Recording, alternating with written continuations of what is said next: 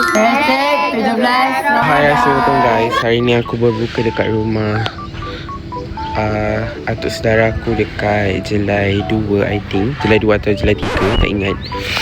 Berbuka puasa kat sini. Ini kereta aku, lepas tu belakang tu. Lepas tu tadi je kita orang on the way. 4 biji kereta. Lepas tu nanti ada a few lagi kereta lah dekat. Okay, hari ni aku berbuka jauh. And then insyaAllah lah malam ni aku balik Perak terus.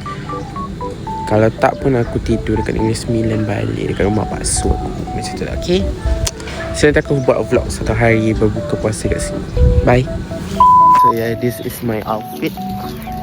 Berkurta maroon. Swajin.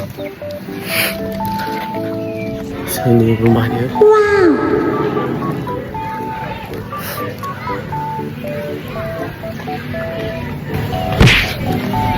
Aku sebenarnya dah berapa puluh tahun dah tak datang kat sini.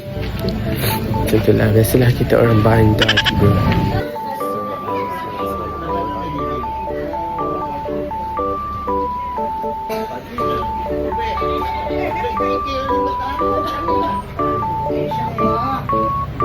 So ni tak ada. Ini lah tuan rumah. Tapi ke sofa kan memang jadi. Yang ni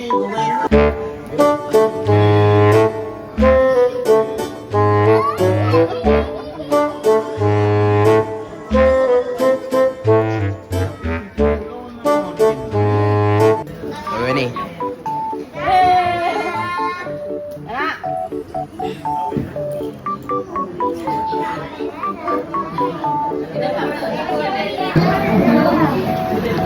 Sekarang ni bersama Wani.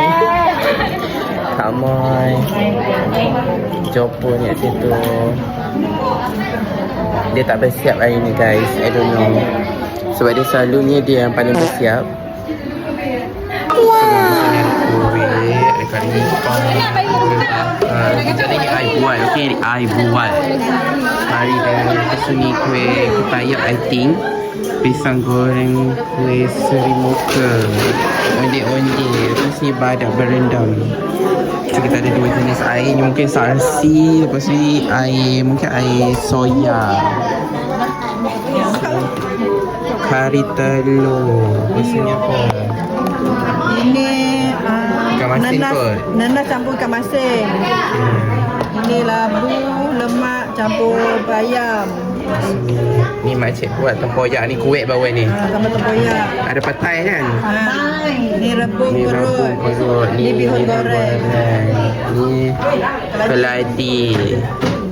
Air masak merah. Paceri nanas. Paceri terung. Paceri nasa. Rasanya ada cili kelapa ni.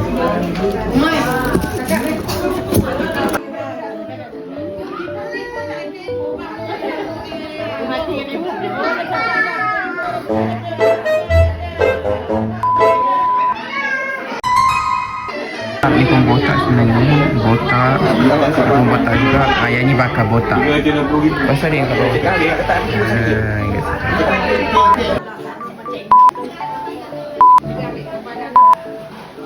Hah? Ni muka kosong ni? Main. Sedap tak? Sedap tak betul? Ini omak-omak yang lebih ni.